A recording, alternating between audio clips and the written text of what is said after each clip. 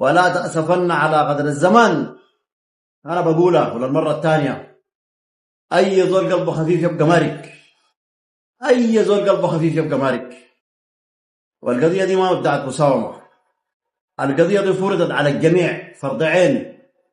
ناس بتندك أسرة، تندك حواضينا، نساء تتبدل أطرافهم، ما عندهم لا ذنب ولا عندهم ناقة ولا جمل في الصراع. انت الليلة بتجي لا تمشي لناس الجيش بعد المرة اللي نحن دقنا ده، في زول تاني تفتكر انه في حاجة بتهزه، ما في شيء بتهزنا والله.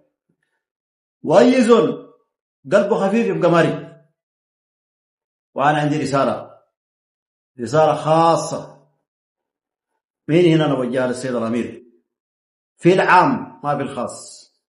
ابقى 10 على الاشاوسر في الميدان، ابقى 10 على الاشاوسر في الميدان. دير عينك ودير سندك الحقيقي. ابقى 10 على الاشاوسر في الميدان. شريحة الشباب في الميدان ده ابقى على 10، ما بيخذلوك. دير لا بساوموا ولا بخونوا ولا بيتراجعوا. فأتمنى إن الرسالة تصل، ونحن خلف القضية. نحن ناس فعل ما ناس كلام والله، ولا بنقول عملنا ولا فعلنا ولا تركنا.